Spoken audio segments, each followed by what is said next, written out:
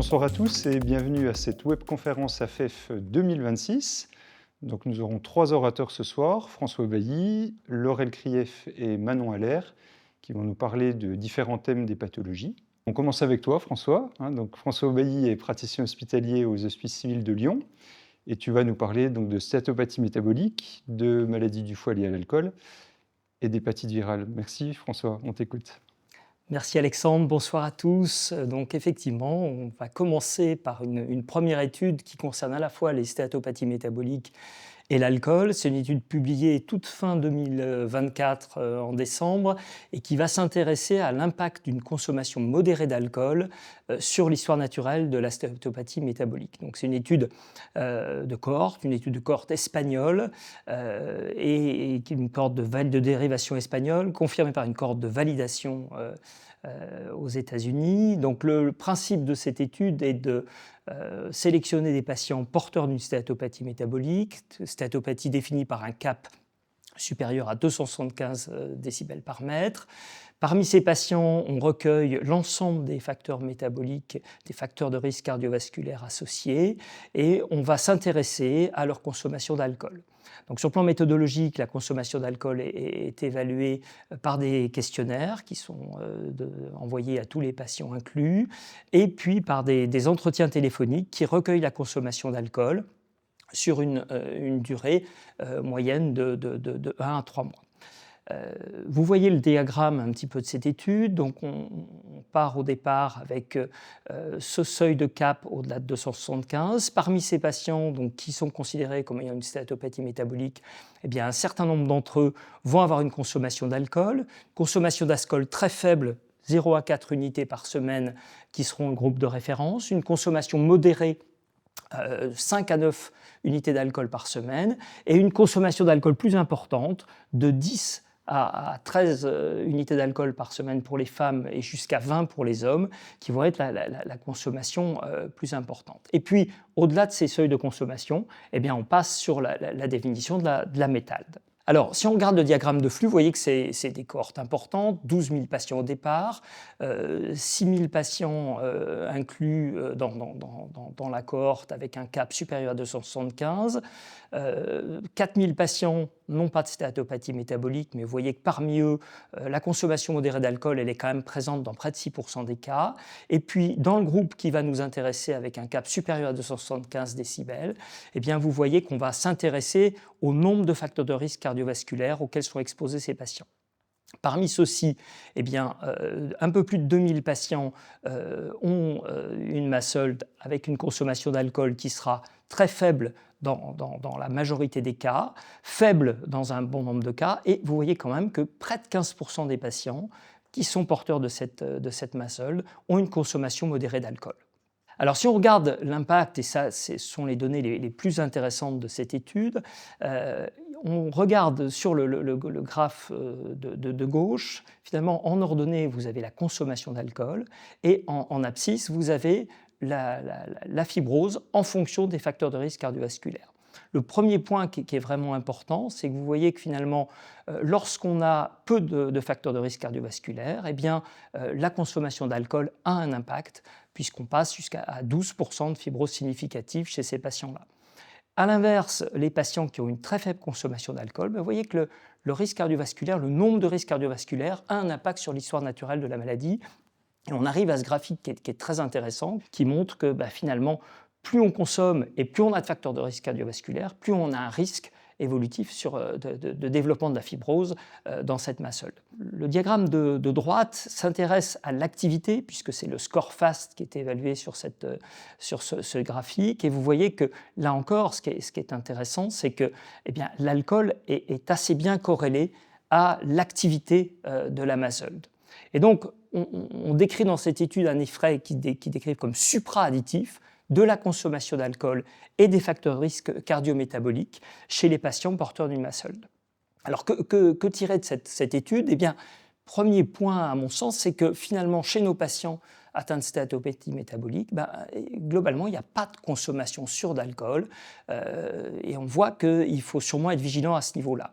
Le deuxième point, c'est que ça nous incite vraiment à proposer une évaluation précise de la consommation d'alcool chez les patients atteints de stéatopathie métabolique, et probablement à l'inverse s'intéresser aux facteurs métaboliques chez nos patients qui ont une consommation excessive d'alcool. Et donc aujourd'hui, au vu de ces données, on ne peut que recommander l'abstinence chez les patients atteints de MASLD, et puis surtout inciter à dépister la fibrose chez ces patients, qu'ils soient avec une stéatose ou avec une consommation excessive d'alcool. La deuxième étude, je l'ai sélectionnée finalement essentiellement par rapport à la première, parce qu'elle vient un petit peu en contrepoint de ce que j'ai raconté tout de suite. C'est une étude qui va s'intéresser aux outils pour évaluer la consommation d'alcool chez les patients porteurs de stéatopathie. Donc, vous connaissez tous le phosphatidyléthanol, c'est un marqueur direct de la consommation d'alcool, marqueur qui a plusieurs avantages, une grande sensibilité, une très bonne spécificité, et qui va couvrir de façon quantitative une consommation d'alcool entre 3 et 4 semaines avant la date où il est réalisé. C'est un test qui est fait dans plusieurs centres maintenant en France. Il se fait à partir d'un prélèvement sanguin au bout du doigt sur buvard. Donc cette étude danoise s'est intéressée à 2900 patients à risque de stéatopathie, soit du fait de leur facteur de syndrome métabolique, soit du fait d'une consommation d'alcool. Une étude sur la consommation déclarée d'alcool a été faite chez l'ensemble des patients, sur la semaine précédant l'entrée dans l'étude, sur les 3 mois précédant l'entrée dans l'étude, et puis ils avaient tous un score d'audit. Et vous voyez que les résultats de phosphatidyléthanol étaient séquencés, moins de 20 nanogrammes par millilitre, en gros c'est une consommation absente, et puis ils avaient fait des sous-classes pour avoir quelque chose de quantitatif sur l'évaluation, en sachant qu'au-dessus de 200 nanogrammes par millilitre, on considère qu'on a une consommation excessive. Et que montre cette étude? Vous voyez que sur les petits graphiques, sur les petits rectangles en rouge, eh bien, on voit qu'il y a quand même une sous-estimation par le self-report des patients sur leur consommation d'alcool, sous-estimation qui est surtout importante finalement chez les patients qui ont une consommation excessive d'alcool. Et vous voyez que dans le groupe métabolique, il y a quand même plus de 10% des patients qui sous-estiment leur consommation d'alcool. Et si on prend l'ensemble de ces MASLD, vous voyez qu'il y a près de 40% des patients atteints de stéatopathie métabolique qui ont un PET supérieur à 20 nanogrammes par millilitre, dont plus de 7% ont une consommation très excessive. Donc ça, c'est un élément intéressant qui vient vraiment en complément de ce que j'ai raconté tout à l'heure. Comment évaluer la consommation d'alcool chez nos patients atteints de stéatopathie métabolique? C'est une vraie question. Je ne suis pas du tout sûr qu'il faille promener le PET chez tous les patients, mais en tout cas, ça incite à poser la question, à interroger nos patients sur leur consommation d'alcool en y passant du temps. Alors, on va continuer sur ces stéatopathies, mais cette fois-ci en parlant d'un test de dépistage de la fibrose hépatique, cette fois-ci en population générale. Vous savez que c'est un enjeu important pour les pathologies. La MASLD est un enjeu de santé publique important, ça concerne un nombre important de patients. On est à l'aube d'avoir des traitements accessibles pour ces patients. Et tout l'enjeu dans la filière de soins actuelle, c'est de pouvoir identifier dans la population générale des patients qui ont une fibrose significative et qui devront être référés à un hépatologue pour pouvoir bénéficier d'un traitement. Actuellement, la plupart des études reposent sur un test qui est le FIB4. Vous savez que ce FIB4, on a un seuil très bas qui permet d'éliminer avec certitude la fibrose. On a un seuil à 3,67 qui est plus haut, qui est assez bien descriptif, qui est assez discriminant pour prédire la fibrose. Puis par contre, entre-temps, on a une zone grise où finalement il faut aller faire une élastométrie ou renouveler le FIB4. Donc l'enjeu finalement aujourd'hui, c'est de dire est-ce qu'on n'aurait pas besoin d'un test facilement accessible en population générale qui soit plus prédictif pour orienter les bons patients à l'hépatologue. Et donc cette étude, elle est très intéressante puisqu'à partir de cohortes prospectives multicentriques, eh bien, le but est de développer et de valider un nouveau test, un test qui s'appelle LiverPro, qui va être un outil flexible et automatisable. Donc en fait, comment ça marche ce test? Vous avez entre 3 et 9 tests sanguins de routine, vous rajoutez l'âge, et on a créé comme ça de multiples algorithmes qui vont être adaptés aux outils des laboratoires au quotidien.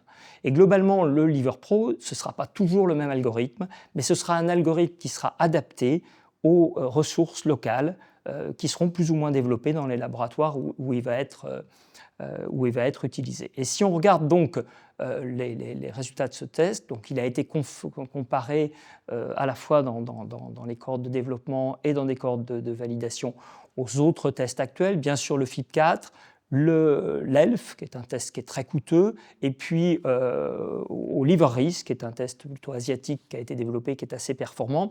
Et vous voyez que si on regarde en termes d'air sous la courbe, aussi bien pour la fibrose significative que pour la fibrose extensive, eh ben, on a des aires sous la courbe qui sont très bonnes, très largement au-dessus de 0,8 et qui sont équivalentes finalement à ce que propose l'élastométrie, ce qui est quand même très, très, très performant. Ce test, il fait aussi bien effectivement que le LiverRisk, qui est très performant. Il prédit très bien les événements hépatiques. Et donc, c'est quand même un outil qui peut être prometteur, avec un avantage clair qui est qu'encore une fois, il va être adapté à chaque situation locale, il peut être automatisable, et puis il est certifié par l'Union européenne. Donc un outil qui est peut-être prometteur dans notre pratique courante. Alors on va passer maintenant, toujours sur la MASH, sur les perspectives thérapeutiques. Donc vous connaissez un peu ces cibles thérapeutiques dans la MASH. On ne va bien sûr pas faire toutes les cibles ce soir, on n'a pas le temps. Et donc vous voyez que j'ai mis des petites flèches pour cibler les molécules dont on va parler. En haut, vous avez les analogues de GLP-1 et les coagonistes de GLP-1. On aura les agonistes des récepteurs thyroïdiens dont on attend bien sûr beaucoup actuellement. On dira un petit mot par ailleurs sur les analogues de FGF21 et un tout petit mot sur les agonistes PIPAR.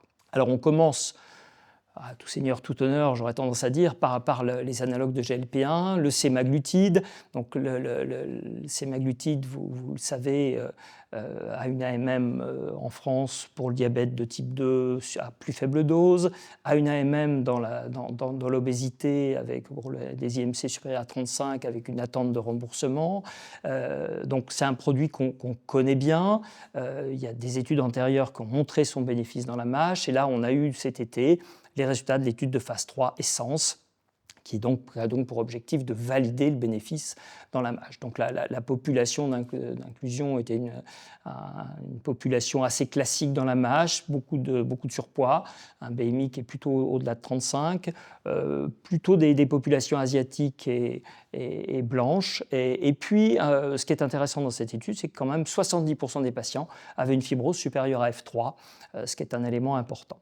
Donc les résultats, ils sont relativement connus, ils sont assez éloquents. Vous voyez que là, on a, comme dans toutes ces études sur la MASH, on évalue la résolution de la stéatohépatite sans aggravation de la fibrose. Et vous voyez qu'on est à près de 63% de résolution de la stéatohépatite dans cette étude. Et puis si on s'intéresse à la fibrose, les résultats sont bien sûr moins spectaculaires puisque le temps est moins long.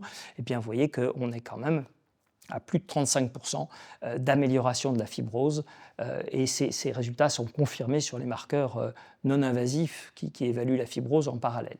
Donc c'est des résultats qui sont très encourageants.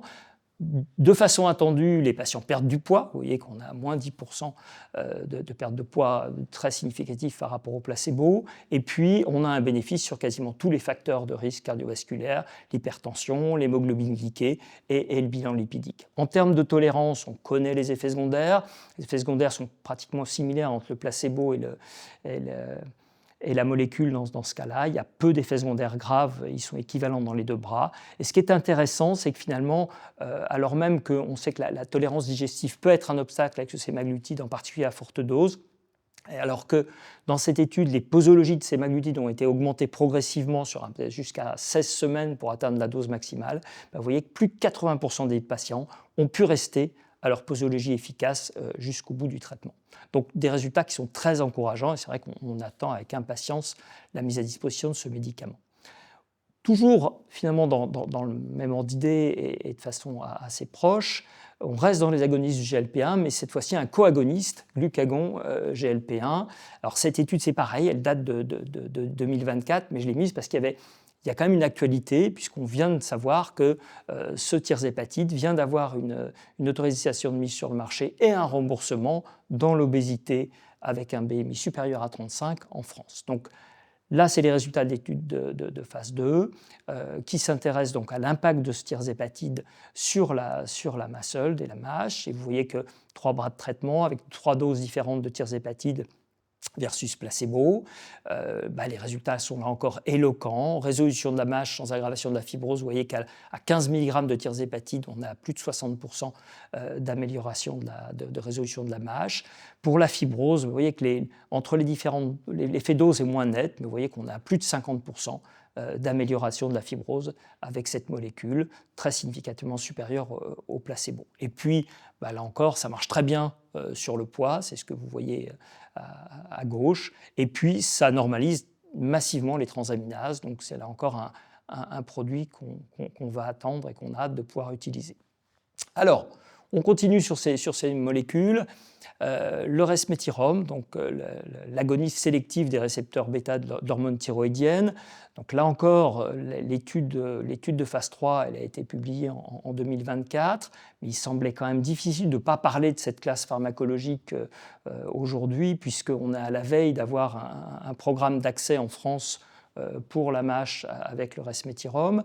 Donc il y a une sous-analyse de l'étude Maestro-NASH, donc l'étude de phase 3 qui a été publiée cette année en 2025 et qui s'intéresse finalement à un sous-groupe de patients qui sont le sous-groupe des patients qui sont diabétiques et qui reçoivent des traitements antidiabétiques de type GLP-1, dont on vient de parler, ou SGLT2, et puis qui s'intéresse aussi à l'impact du poids sous resmetirom. Et donc la question était de savoir finalement, est-ce que chez ces patients diabétiques qui ont déjà un traitement qui peut être potentiellement efficace sur la MASH, est-ce qu'il y a un intérêt à utiliser le resmetirom? La réponse elle est claire, vous voyez qu'on a sur les graphiques là la résolution de la MASH sous analogue de GLP-1 en haut et sous SGLT2 en bas, et vous voyez que le bénéfice il est indiscutable, et c'est la même chose sur la fibrose, donc il n'y a pas de perte d'efficacité chez ces patients diabétiques traités, avec une tolérance qui est tout à fait satisfaisante. Et si on regarde ce qui se passe avec le poids, eh bien sûr que la perte de poids elle est moins importante sous resmetirom que sous sémaglutide, mais néanmoins vous voyez qu'il y a plus de patients qui perdent du poids sur resmetirom. Ce qu'on constate aussi, c'est que chez les patients qui perdent du poids, l'effet est plus important, c'est-à-dire qu'il y a plus de résolution de la MASH, il y a une amélioration plus importante de la fibrose. Pour autant, en l'absence de perte de poids, l'efficacité du resmetirom persiste vis-à-vis du placebo, et donc on ne considère pas que le resmetirom ait un effet lié au poids. Donc globalement, ces résultats ils sont intéressants, ils ouvrent quand même sur une idée, c'est qu'on a un mécanisme d'action qui est différent des molécules précédentes, et on se dit qu'il pourrait y avoir un sens complet à associer ces molécules. Alors on va passer plus vite sur les 2 dernières molécules. Donc là, c'est des molécules qui sont en phase 2. Vous savez qu'il y a eu plusieurs analogues de FGF21, les fructifermines qui ont été testés en phase 2.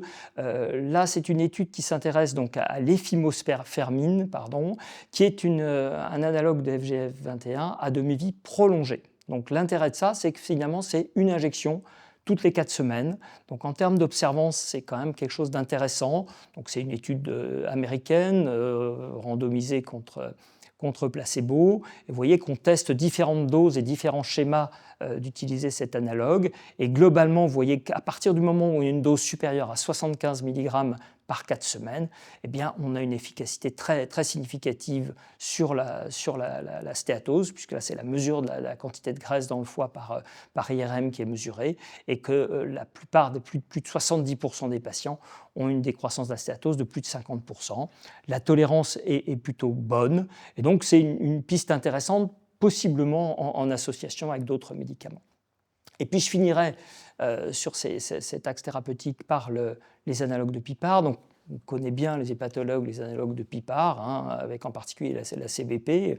On sait qu'il y a eu d'autres analogues de PIPAR qui ont été testés dans la MASH avec des succès un peu mitigés dans le passé. Là, il s'agit du lanifibranor, qui est un agonisme pan-PIPAR. Il y a une étude de phase 2 qui a montré, il y a quelques années, qui montrait un bénéfice. Il y a une étude de phase 3 qui est plus ou moins en cours. Et là, c'est vraiment une étude qui est ciblée sur son impact métabolique, sur l'impact métabolique de cette molécule. Il s'agit de patients de diabète de type 2 avec une MASL, vous voyez qu'il y a un petit effectif, c'est comparé à du placebo, et l'objectif c'est de montrer que sous l'anifibranor, effectivement, on a un impact significatif sur la réduction de la MASLD et que l'ensemble des facteurs métaboliques s'améliorent, l'insulinorésistance, la sensibilité à l'insuline au niveau du muscle, les différents facteurs cardio-métaboliques, HbA1c, le bilan lipidique.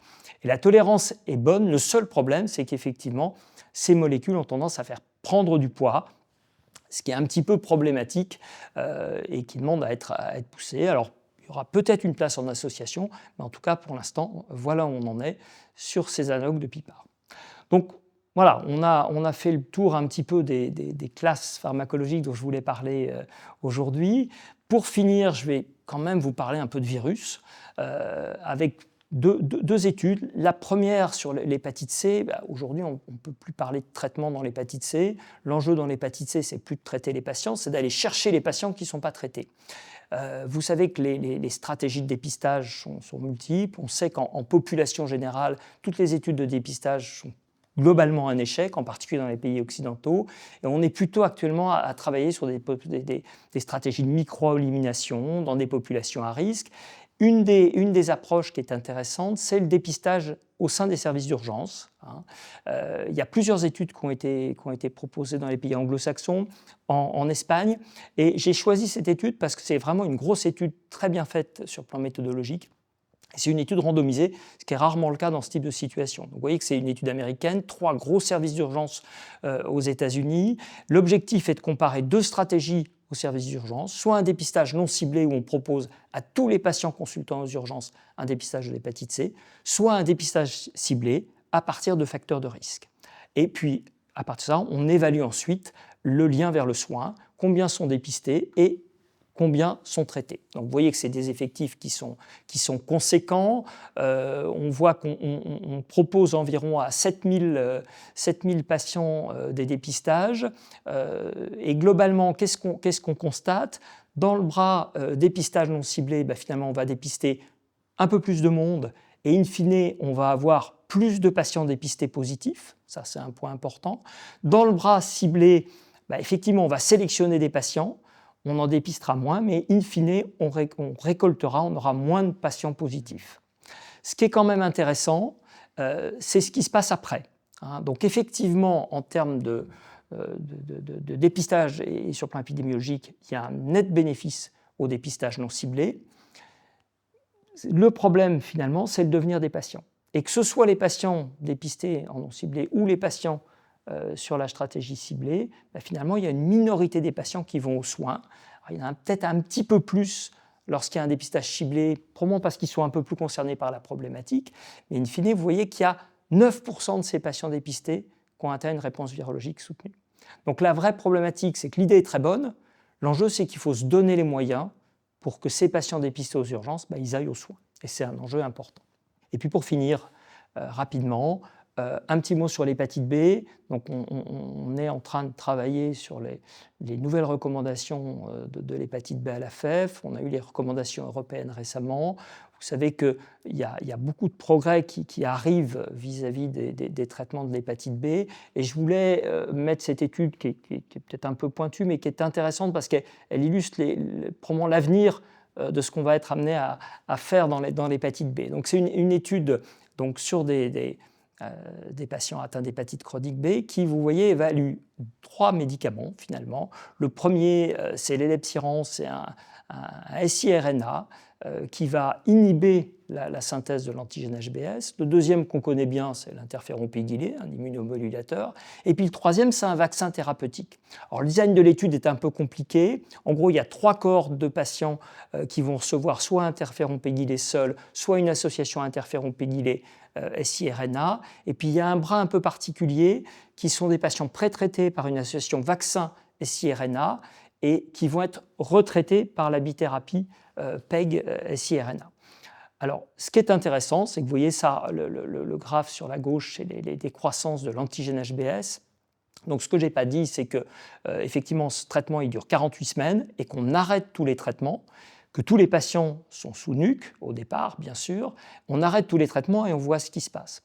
Et ce qui est quand même très intéressant, c'est que vous voyez que si on regarde les taux de perte d'antigène HBS, vous voyez que c'est très significatif, puisqu'on arrive dans certains groupes à plus de 40% de perte de l'antigène HBS 6 mois après l'arrêt des traitements. Et que le bras finalement qui donne les meilleurs résultats, c'est les patients qui ont répondu à une vaccination thérapeutique et qui vont bénéficier de l'association Elebsiran PEG-interféron.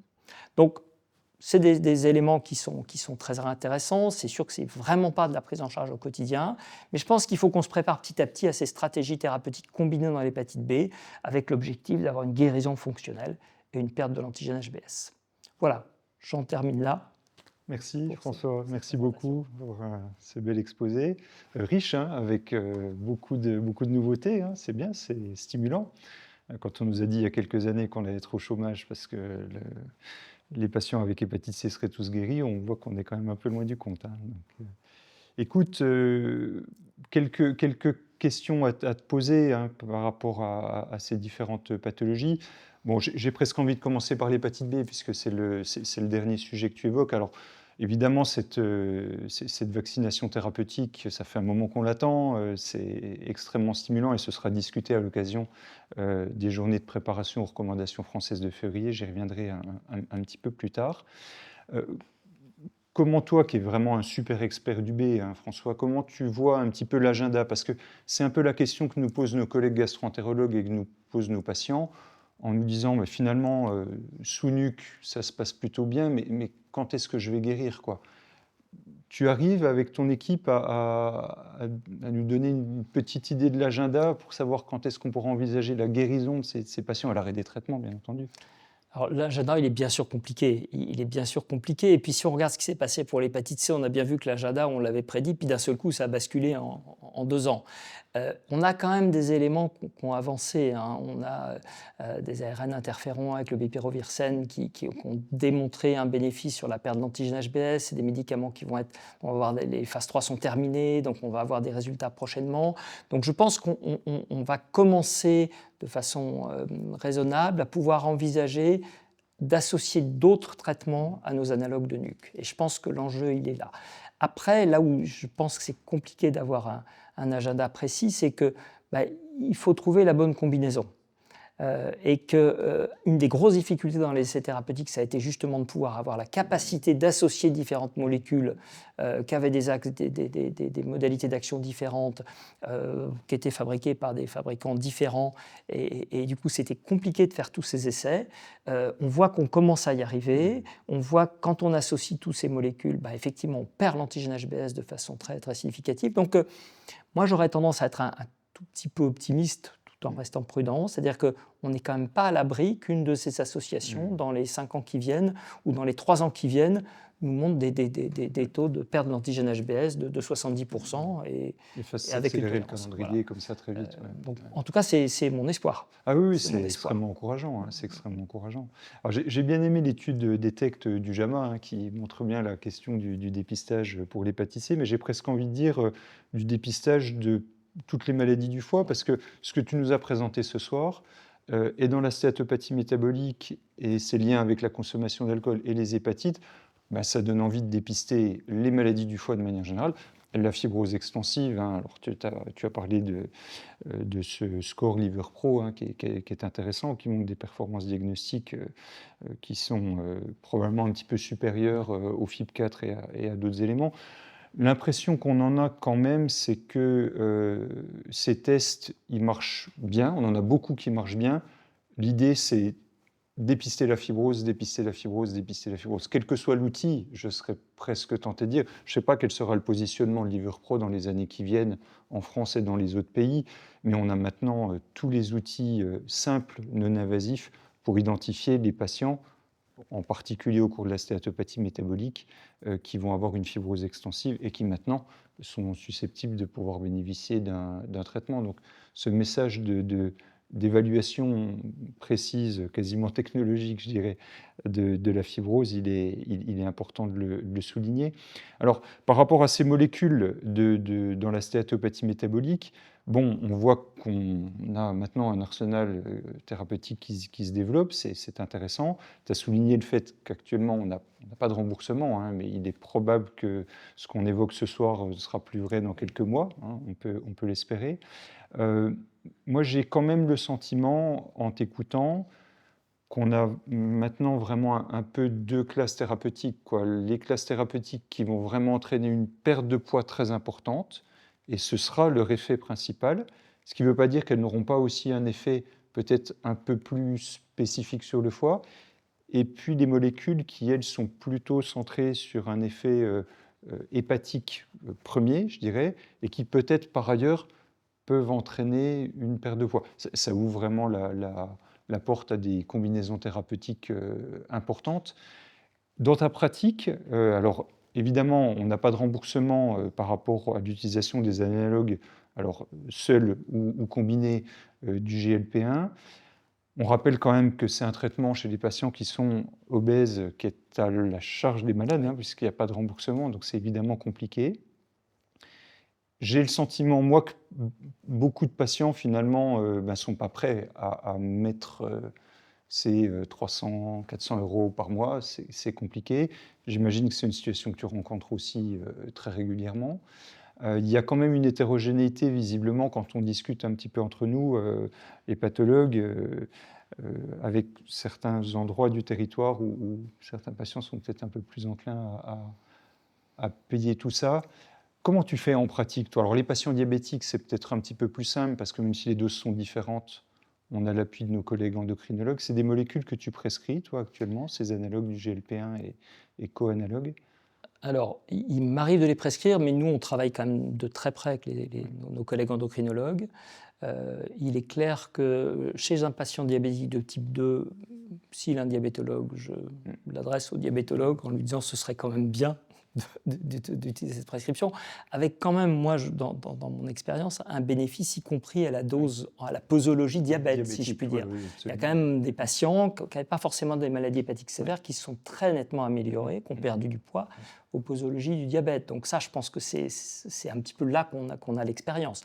Après, on a quelques patients qui ont eu accès au programme d'accès au sémaglutide dans l'obésité, qui ont eu quelques centres où là, effectivement, il y a eu un bénéfice qui est assez spectaculaire. Ce qu'on constate aussi, c'est que quand on arrête, ça a tendance à repartir. Oui, donc on voit bien qu'on part sur des traitements chroniques. Et moi, quand même, ce que je trouve très intéressant, en particulier sur cette étude-là dont on a parlé, c'est que, comme tu le dis bien, on a l'impression qu'on a deux axes.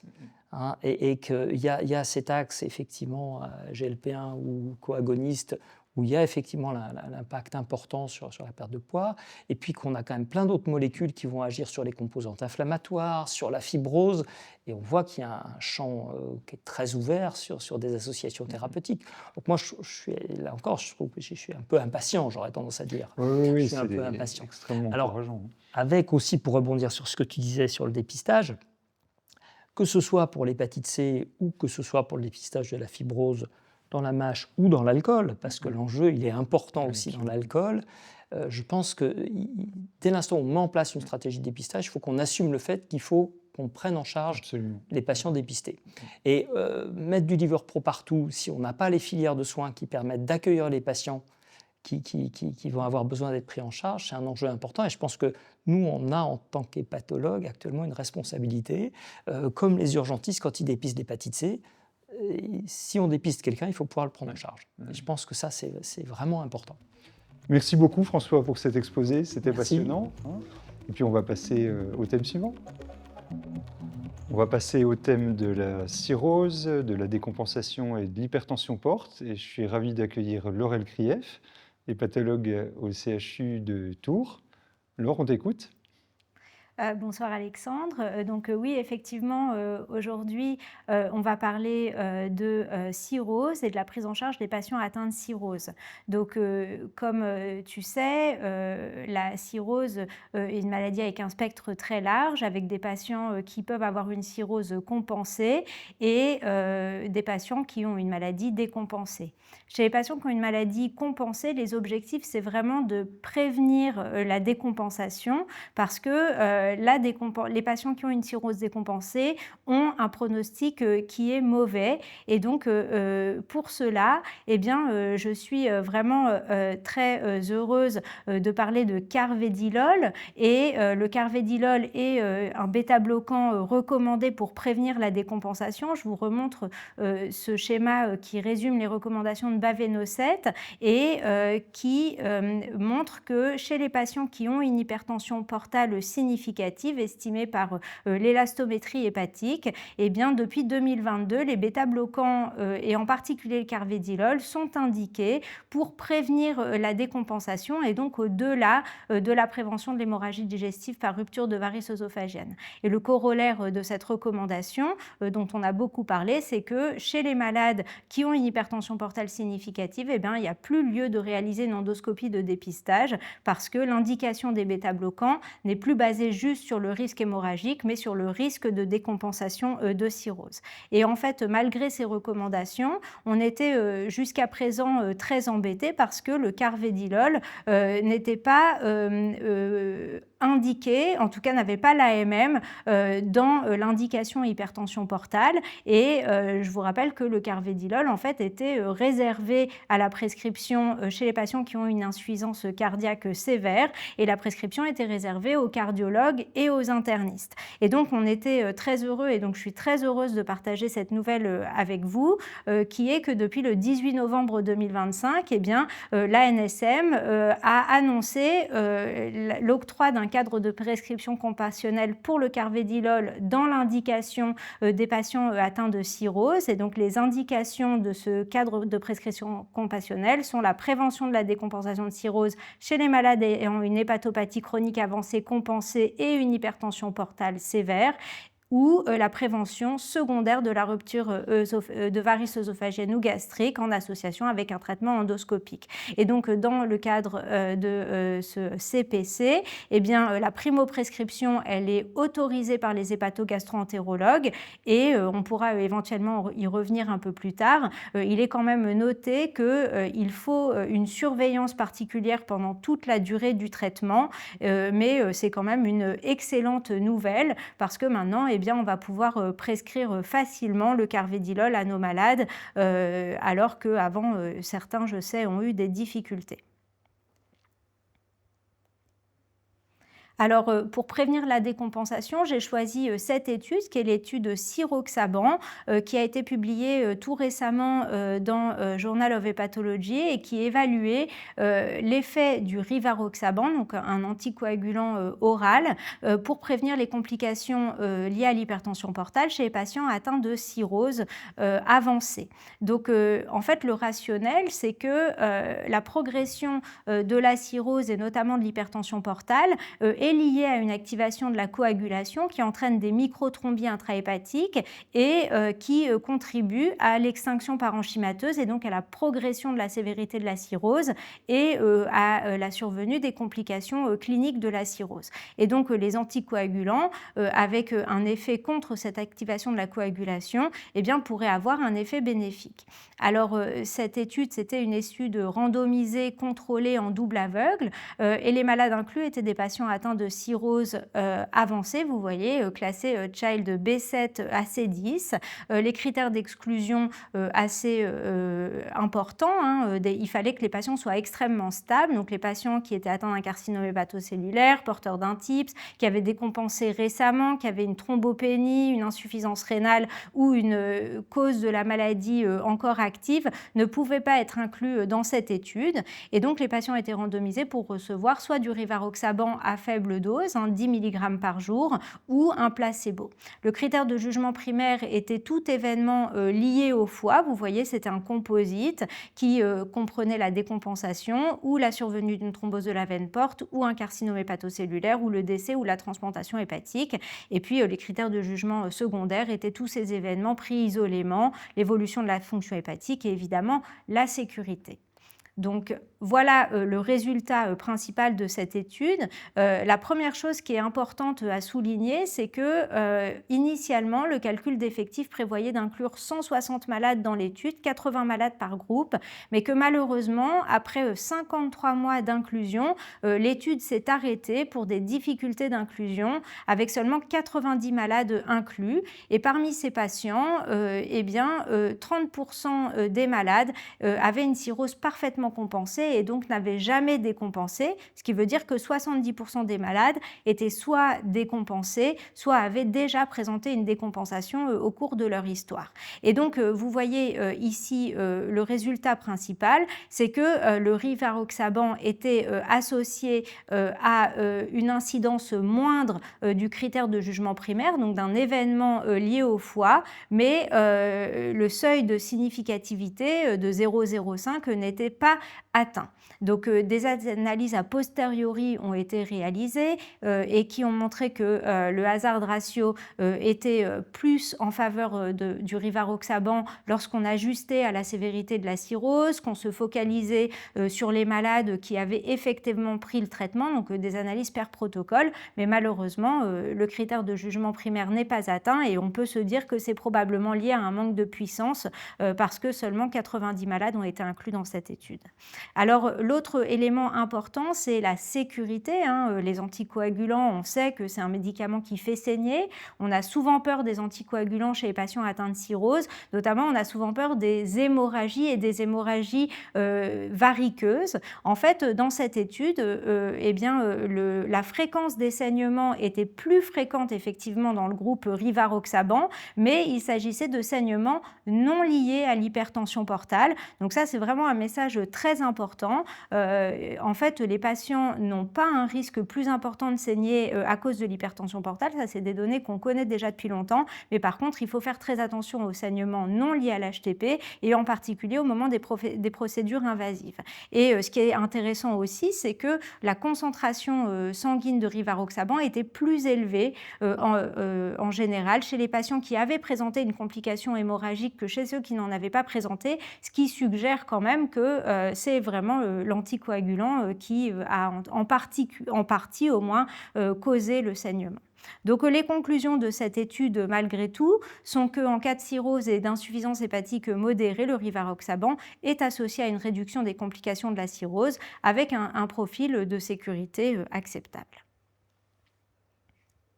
Donc maintenant, on a fini avec la cirrhose compensée et il y a eu un certain nombre d'études qui ont été publiées et qui se sont intéressées aux patients qui ont une cirrhose décompensée. Et les patients qui ont une cirrhose décompensée ont un pronostic à court ou moyen terme qui est généralement mauvais. Et donc, les objectifs, c'est vraiment de prévenir le décès, de diminuer la mortalité, mais également chez des patients qui ont une maladie chronique et une altération importante de la qualité de vie, eh bien, d'améliorer la qualité de vie de ces malades, même si on n'améliore pas forcément la survie. La première étude que je voulais vous présenter dans ce cadre, c'est l'étude GAVA-PROSEC. Donc c'est une étude française qui a évalué l'intérêt du TIPS préemptif chez les malades qui ont présenté une rupture de varices gastriques.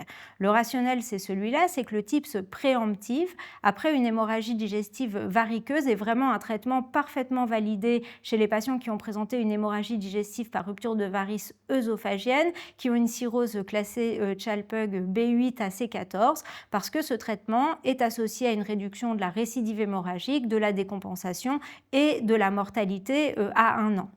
En revanche, chez les patients qui ont fait une hémorragie digestive par rupture de varices gastriques, il n'y a pas de données spécifiques dans cette population. Et alors qu'on sait que le traitement endoscopique, qui comporte essentiellement l'encollage de varices gastriques, est beaucoup plus complexe que la ligature de varices œsophagiennes et qu'il est associé à une morbidité importante et puis également à des difficultés d'accès parce qu'il y a un certain nombre de praticiens qui sont beaucoup moins à l'aise que pour la ligature de varices œsophagiennes. En garde, ce n'est pas toujours possible d'encoller des varices gastriques, en tout cas pas dans tous les centres. Donc l'objectif de cette étude, qui était une étude randomisée, institutionnelle, française, c'était d'évaluer l'intérêt du TIPS préemptif. Donc je rappelle que le TIPS préemptif, c'est des patients qui ont saigné, qui ont été stabilisés par le traitement initial et chez qui on propose un TIPS pour prévenir la récidive hémorragique ou le décès, et bien d'évaluer l'intérêt de cette stratégie chez des patients qui avaient présenté une rupture de varices gastrique en comparaison au traitement standard, c'est-à-dire endoscopie itérative et bêta-bloquant non sélectif. Donc là encore, vous voyez d'emblée les résultats principaux de cette étude. Donc cette étude, là, pour le coup, tous les malades prévus ont pu être inclus dans l'étude, sans un malade inclus. Et ce qui est important de souligner, c'est que dans cette étude française, 90% des patients étaient porteurs d'une cirrhose liée à l'alcool. Et quelque chose qu'il faut aussi également avoir en tête, c'est que dans cette étude, il y avait 17% des malades qui étaient classés Child A, ce qui n'est pas la population qui habituellement est la population cible pour la stratégie du TIPS préemptif. En tout cas, vous voyez à gauche la courbe de survie. Le critère de jugement primaire, c'était la récidive hémorragique ou le décès. Eh bien, on voit clairement que c'est un essai positif, c'est-à-dire que la survie sans récidive hémorragique était significativement plus importante dans le groupe traité par TIPS que dans le groupe recevant un traitement standard. Et si on regarde plus spécifiquement les événements, on voit que ce bénéfice était clairement lié à une réduction de la récidive hémorragique dans le groupe TIPS par rapport au groupe encollage plus bêta-bloquant, mais pas à une réduction du nombre de décès. Et chose importante, quand on propose un TIPS, la complication que l'on craint, c'est l'encéphalopathie, et l'incidence de l'encéphalopathie hépatique n'était pas différente entre les deux groupes. Et aussi un élément très important, c'est que dans le groupe encollage, un tiers des patients ont finalement eu un TIPS pour une récidive hémorragique, et que dans le groupe encollage encore, on a noté des complications de l'encollage dans 22 procédures, et il s'agissait essentiellement de saignement au point d'encollage ou de migration de col. Donc les conclusions de cette étude, c'est qu'après une hémorragie digestive sur rupture de varices gastriques, le TIPS préemptif réduit le risque de récidive hémorragique ou de décès à 1 an chez tous les malades, y compris les patients Child A.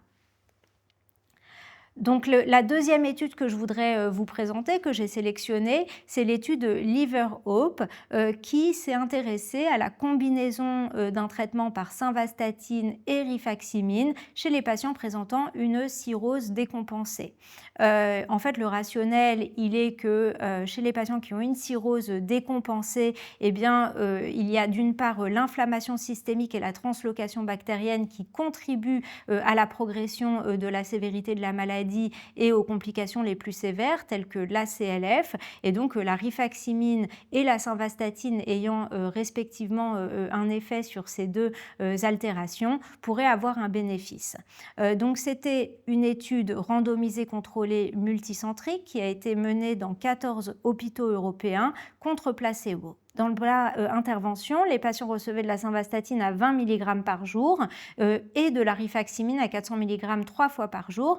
Et en fait, la dose de simvastatine, qui est une dose réduite, avait été choisie sur la base d'un essai précédent qui montrait que la simvastatine à 20 mg par jour avait un profil de sécurité qui était acceptable dans cette population de patients avec des cirrhoses avancées.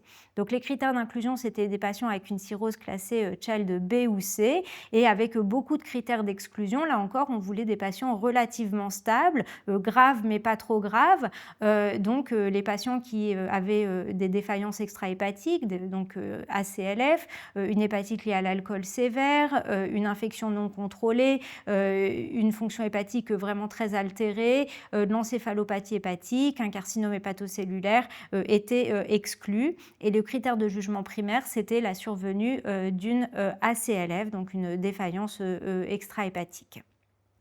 Donc là, vous voyez que cette étude, elle est négative. L'incidence de la CLF n'était pas différente entre le groupe recevant le traitement comparé au groupe qui était traité par le placebo. Et si on regarde également la survenue des autres événements comme le décès ou la transplantation hépatique ou les complications de la cirrhose, qui étaient des critères de jugement secondaire, il n'y avait pas non plus de différence entre les deux groupes.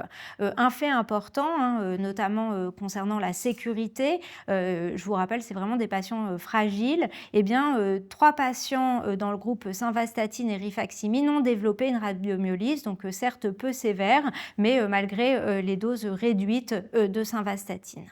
Donc ces résultats sont en défaveur malheureusement de l'utilisation combinée de rifaximin et simvastatine pour améliorer le pronostic des malades atteints de cirrhose. Un peu dans le même registre, je vous présente les résultats de l'étude Propylarifax auquel un certain nombre d'hépatologues hospitaliers ont participé, qui était un essai institutionnel qui a été promu par le programme du PHRC et qui a évalué l'effet de la rifaximin chez des patients avec une cirrhose sévère et de l'acide pour prévenir les complications et pour améliorer la survie.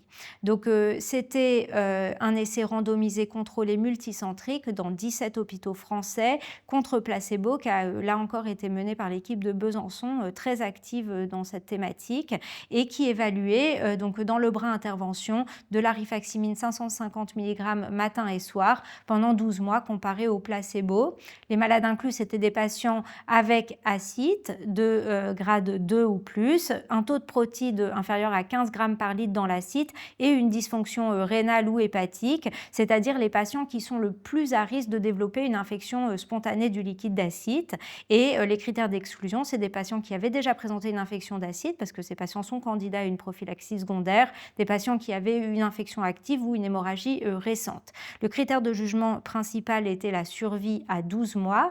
Et là, vous voyez également encore que cette étude qui a inclus 159 malades, 80 dans le bras placebo et 72 dans le bras rifaximin, eh bien, 90% de cirrhose liée à l'alcool encore, un MELD à 18, cette étude, elle est négative. Il n'y avait pas de différence entre les deux groupes en termes de survie.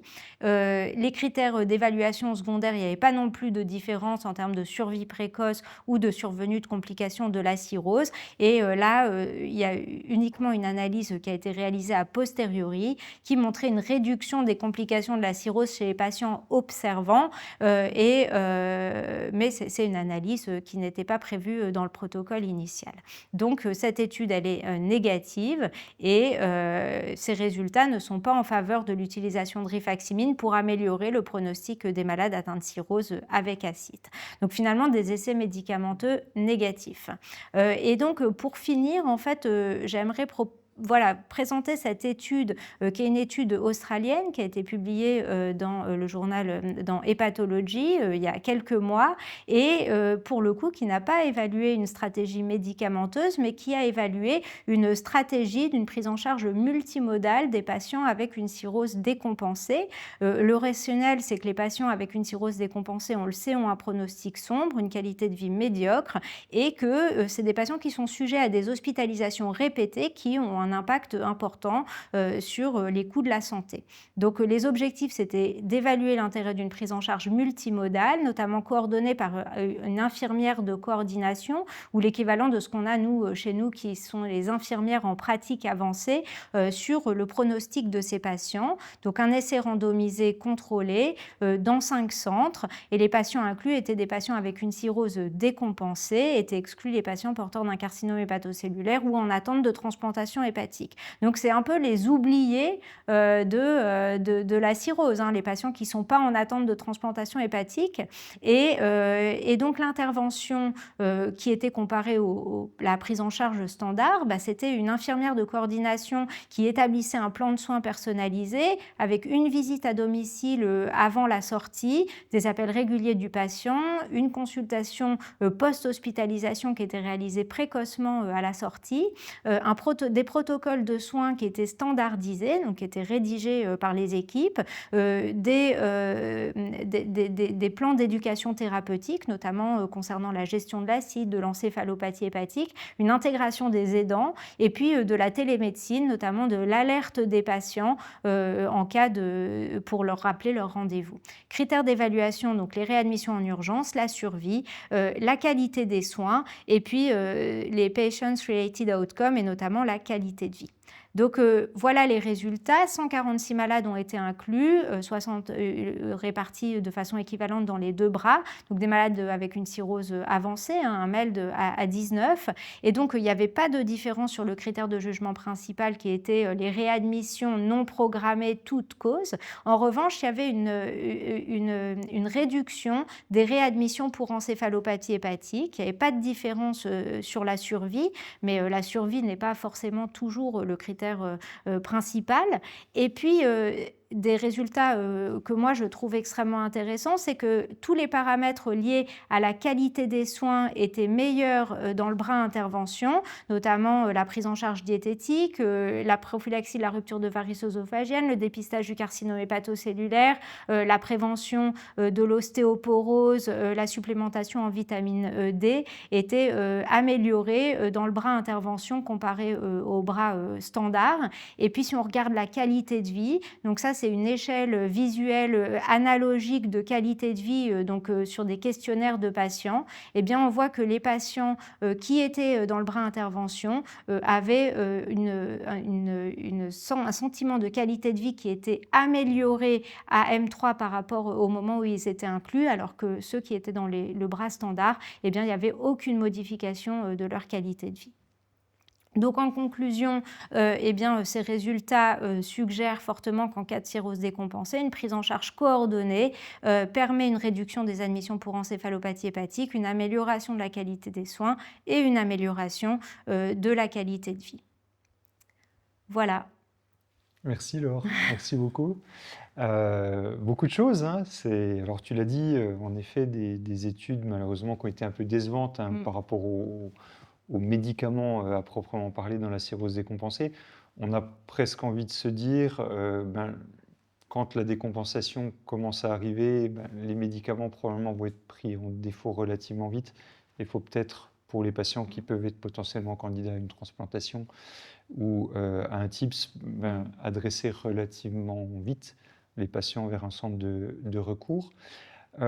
Moi, je l'ai bien aimé, cette étude Alfie, là, alors, elle a des faiblesses méthodologiques, hein, tu l'as dit, mais elle illustre quand même le fait que dans l'accompagnement des patients, et pas forcément de l'accompagnement médical en tant que tel, il y a des progrès à faire. Est-ce que ça se transpose de l'Australie à la France? Je ne sais pas trop, mais le schéma est vraiment intéressant. En pratique, dans ton équipe, à Tours, quel est le rôle de votre infirmière de pratique avancée? Parce que ce n'est pas toujours facile quand même de pouvoir cette coordination paramédicale autour du patient et on a envie de faire mieux, quoi. Oui, c'est sûr qu'on a envie de faire mieux. Nous, on n'a pas d'infirmière en pratique avancée à Tours, mais on a une infirmière de coordination.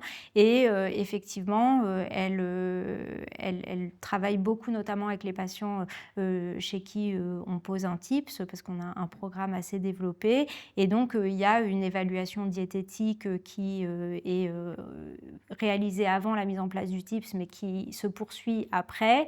Des appels aux malades. Je trouve que et on a quand même le sentiment qu'on fait mieux, donc il faudrait qu'on l'évalue. Mais je trouve que ce genre d'études, déjà, ça nous permet de nous questionner sur ce qu'on fait et on a souvent tendance à vouloir beaucoup prescrire de médicaments, mais en fait, voilà, l'accompagnement et le suivi sont aussi importants, sachant que moi, je trouve que cette étude, on peut se dire aussi que il y a quand même il n'y a pas de différence sur la survie et sur les réadmissions, mais peut-être s'il y avait eu une randomisation par centre, peut-être qu'il y aurait eu un effet plus important, en fait, parce que quand on fait bien, ça infuse sur toutes les équipes, et je pense que les malades qui n'étaient pas dans le bras intervention étaient quand même avaient des soins qui étaient meilleurs que les soins habituels. Donc moi, je suis vraiment très convaincue par ça, et je pense que ce genre de données va nous aider aussi à avoir des infirmières en pratique avancée dans le secteur de l'hépatologie, hein. Alors, dans cette étude, ce n'était pas significatif en termes de reprise de consommation d'alcool. Alors, c'est vrai que c'est un point qui est tellement important de renforcer ce message, de pas du tout de consommation d'alcool chez les patients qui ont développé une cirrhose liée à la consommation d'alcool ou qui ont eu à un moment donné un problème de dépendance à l'alcool. Et c'est vrai que le fait d'avoir le conseil médical plus le conseil d'une infirmière ou d'autres personnes autour de la consommation d'alcool, parce que beaucoup de patients qui étaient inclus dans cette étude avaient une cirrhose liée à la consommation d'alcool, ça aide à atteindre cet objectif de zéro consommation, qui est un objectif qui est difficile à atteindre et pour lequel les patients ont vraiment besoin de nous, soignants au sens très large, médecins et non médecins. Oui, c'est vraiment complémentaire, ça c'est sûr. Complètement d'accord. Alors, je voulais avoir aussi ton avis sur cette très belle étude française coordonnée par Jean-Paul Cervoni et par Christophe Bureau, hein, cette étude GAVA-PROSEC qui est vraiment absolument passionnante.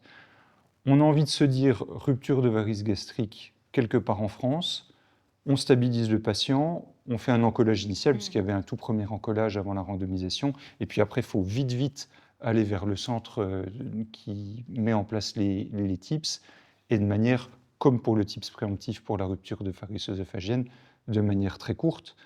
C'est le message principal de cette étude qui est vraiment intéressant.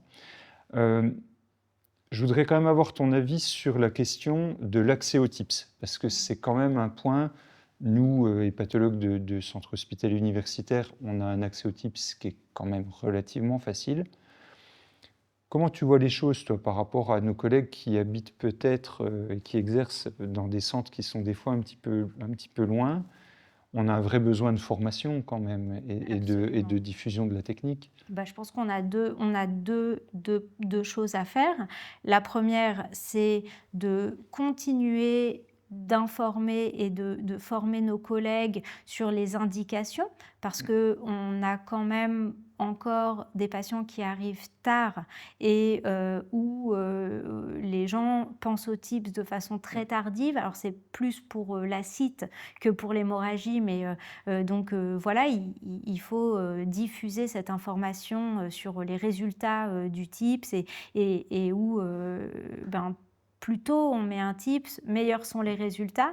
Ça, je crois que c'est quelque chose vraiment où tous les gens qui ont cette expérience sont d'accord. Et puis pour la formation, oui, absolument. Et je pense que ça, c'est en train de venir. On voit qu'il y a de plus en plus d'équipes qui se mettent au TIPS parce que les indications augmentent. Donc en fait, c'est un cercle vertueux. Plus tu as besoin, plus les radiologues vont se former parce qu'ils voient que leurs collègues hépato-gastroentérologues, en fait, il y a une demande et un besoin pour couvrir le territoire. Donc en faisant les deux, moi je pense qu'on va améliorer l'accès aux TIPS pour nos malades. Je te remercie Laure pour ce très bel Merci exposé. à toi. Et puis on va Merci. passer au thème suivant. Avec plaisir. On va parler maintenant de maladies rares du foie et de carcinome hépatocellulaire avec Manon Allaire, qui est hépatologue à la Pitié-Salpêtrière à Paris. Manon, merci, on t'écoute.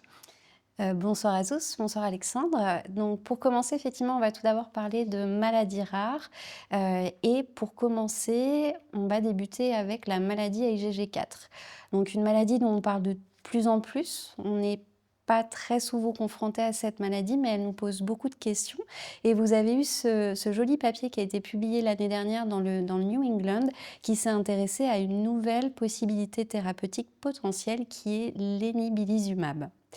Donc tout d'abord, pour replacer un petit peu le contexte, donc la maladie IgG4, dont on entend de plus en plus parler, est une maladie fibro-inflammatoire qui peut s'intéresser à plusieurs organes, même pratiquement tous les organes. On peut avoir ce type de maladie au niveau pancréatique, au niveau des voies biliaires, ce pourquoi effectivement on peut être confronté à ce type de maladie dans notre pratique courante, mais aussi par exemple les glandes salivaires ou encore le rein et les poumons. Et on sait que cette maladie, elle va se manifester sous la forme de tuméfaction et d'un infiltrat lymphoplasmocytaire qui va être riche en plasmocytes et qui va former une fibrose un petit peu particulière qui s'appelle la fibrose storiforme. On va voir aussi une augmentation dans cette maladie des IgG4 et une prolifération clonale des lymphocytes B IgG4, ce qui là aussi va être assez intéressant d'un point de vue thérapeutique. Et la particularité de ces maladies IgG4, c'est qu'elles vont répondre aux corticoïdes. Donc, à l'heure actuelle, quel traitement? Donc, souvent, on a l'habitude de proposer des corticoïdes, notamment lorsqu'on a des poussées de cette maladie, mais malheureusement, on voit qu'il y a souvent des récidives. À l'arrêt, elles sont estimées aux environs de 50%. On peut être amené dans certains cas à prescrire de l'azatioprine, mais là aussi des formes résistantes. Et on parle aussi du rituximab. Pourquoi? Parce qu'on sait que ça va avoir une action notamment contre ces fameux lymphocytes B. Cependant, c'est un traitement qui est assez fort, ce qui va entraîner quand même une déplétion des lymphocytes B et ça peut exposer nos patients à des complications, notamment des infections.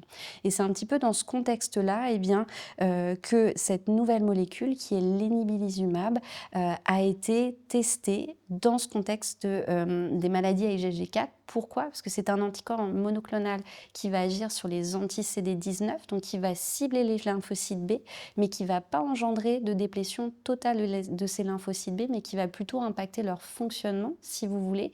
Et aussi, la petite particularité, c'est que ça va impacter aussi les plasmocytes qui ont un rôle physiologique dans cette maladie-là. Et donc, dans cette étude, qui était une étude randomisée, donc contrôlée, avec 2 bras, donc un bras qui a reçu l'inébilizumab et un bras qui a reçu le placebo. Et ce traitement était proposé après une poussée des patients. Donc ce qui se passait, c'est que vous aviez une première poussée de la maladie, un traitement par corticoïde comme on a l'habitude de le faire était proposé et une fois que la poussée était résolue, eh bien dans ce cas-là, les patients étaient randomisés en 2 bras, soit le bras placebo, soit le bras avec l'anticorps, avec 3 perfusions, une à J1, une 2 semaines après et une 26 semaines après. Et les patients étaient ensuite suivis. Le critère de jugement principal de cette étude était la réapparition, si vous voulez, d'une nouvelle poussée à 52 semaines qui était finalement le point d'analyse. Et quand on regarde un petit peu les caractéristiques des malades qui ont été inclus dans cette étude, donc qui prenaient effectivement les maladies à IgG4 qui pouvaient atteindre tous les organes, on voyait qu'au moins 30% des malades avaient plus de 4 atteintes d'organes. Et nous, ce qui nous intéresse un petit peu plus, c'est que 32% des patients inclus dans cette étude avaient une atteinte des voies biliaires. Et donc lorsqu'on s'intéresse aux critères de jugement principal, donc qui était la survenue d'une nouvelle poussée sous traitement, vous pouvez voir que tout au long du suivi, donc à peu près 1 an finalement après vraiment la date du premier traitement, eh bien on pouvait voir que le taux de récidive de nouvelles poussées était significativement plus faible dans le groupe de patients qui avaient été traités par l'inébilizumab, puisqu'ils étaient 7 versus 40 patients dans le groupe placebo. Donc un nouveau médicament avec effectivement des données très intéressantes concernant la prévention d'une nouvelle poussée et aussi lorsqu'on regarde un petit peu plus en détail notamment des paramètres plus biologiques, on voit effectivement que l'utilisation de ce traitement était associée à une diminution de la fréquence des lymphocytes B, la courbe en haut à droite comme vous pouvez le voir, ce qui est assez attendu d'un point de vue physiopathologique, et on voyait également une diminution du taux des IgG4 au cours du traitement, ce qui est aussi intéressant pour nous en termes de réponse à nos traitements et d'activité, notamment de la maladie. Ensuite, en ce qui concerne les effets secondaires, donc là aussi une donnée assez importante, on parle d'anti-CD19, on a envie de savoir un petit peu ce que ça donne en termes d'infection. Et donc dans cette étude, ils ont observé environ 18% des patients qui avaient une lymphopénie et en termes d'infection, les taux étaient plutôt faibles parce qu'ils ont estimé à 12% d'infections urinaires, mais ils n'ont pas observé d'autres types d'infections plus élevées par rapport au groupe placebo. Donc finalement, une tolérance qui était plutôt bonne. Et si on regarde un petit peu plus en détail aussi les autres types d'effets secondaires, eh bien, ils étaient similaires entre les 2 groupes, mais finalement, un traitement qui était bien toléré.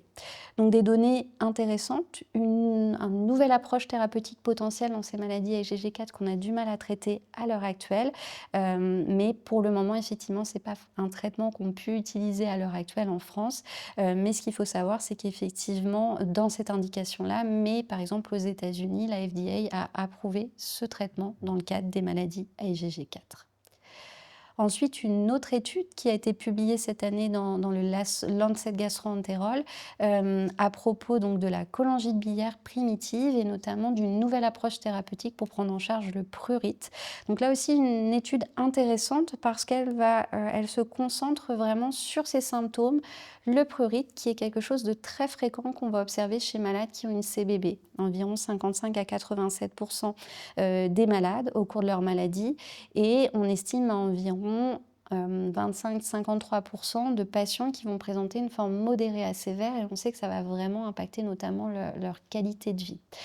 À l'heure actuelle, si on regarde un petit peu les traitements qu'on a l'habitude de donner pour les patients qui sont atteints de CBP, eh bien on sait par exemple que l'AUDC, traitement de première intention, ne va pas vraiment avoir d'impact sur le prurite. Et après, on a tous les autres traitements que l'on connaît bien aussi, qu'on peut proposer, notamment chez nos patients qui ont un prurite, mais dont l'efficacité dépend des patients et peut être un petit peu discutée. Et c'est dans ce contexte-là qu'on voit ces derniers temps une nouvelle classe thérapeutique qui commence à émerger, qui est celle de médicaments qui vont inhiber la réabsorption des acides biliaires au niveau de l'iléon. Donc on parle des IBAT inhibitors et notamment une nouvelle molécule qui est le linerixibat dont je vais vous parler aujourd'hui, avec l'idée donc de bloquer finalement la réabsorption de ces acides biliaires au niveau de l'iléon, ce qui va engendrer une diminution du pool systémique de ces acides biliaires et à terme donc de réduire potentiellement le prurite. Et donc c'est cette molécule qui a été étudiée dans cette phase 3. Comme vous pouvez voir ici, vous aviez donc une étude randomisée contrôlée avec 2 bras de traitement. Un bras avec le linerixibat 40 mg et un autre bras placebo, 119 patients inclus dans les 2 groupes, similaires. Et ce qui est assez intéressant dans cette étude, c'est donc que le traitement a été poursuivi pendant 24 semaines et qu'au bout des 24 semaines, finalement, les patients ont de nouveau été randomisés, soit en continuant par exemple la molécule si vous l'aviez déjà débutée ou en passant au placebo. Et ils ont fait la même chose dans le groupe placebo, donc ça c'est assez intéressant comme donnée et c'est assez rare qu'on trouve ce design dans les études, mais qui va permettre, vous allez voir vraiment, de nous rendre compte potentiellement de l'efficacité de ce traitement. Concernant les patients qui étaient inclus, donc des patients avec une CBP qui présentaient bien évidemment un prurite et le critère de jugement principal donc, était vraiment concentré sur le prurite et sur l'évolution d'une échelle visuelle de prurite que je vous ai remis en bas de cette diapositive, assez simple d'utilisation. L'idée c'est que le matin, par exemple, quand votre patient se lève, vous allez lui demander d'estimer eh bien, sur cette échelle le prurite qui l'a dérangé durant la nuit suivante et on lui demande de faire exactement la même chose le soir. Et donc après, on va faire une moyenne de ce qui s'est passé sur la journée et aussi on peut faire une moyenne sur la semaine, sur le dernier mois, etc. Et donc ça, c'était vraiment le critère de jugement principal de l'étude à 2 semaines et aussi qui était réévalué à 24 semaines. Et si on regarde maintenant les résultats principaux de cette étude, eh bien vous pouvez voir que le linerixibat, effectivement, permettait une diminution du prurite chez les malades qui avaient bénéficié de cette molécule. Donc ça, c'est la courbe en bleu que vous pouvez voir avec vraiment une variation eh bien, de cette échelle visuelle du prurite par rapport au placebo. Et ce qui est assez joli, c'est quand vous regardez les petites courbes en encadré, donc là, on se met un petit peu plus tard, on se met après les 24 semaines, au moment où vous vous souvenez où les patients changent de traitement.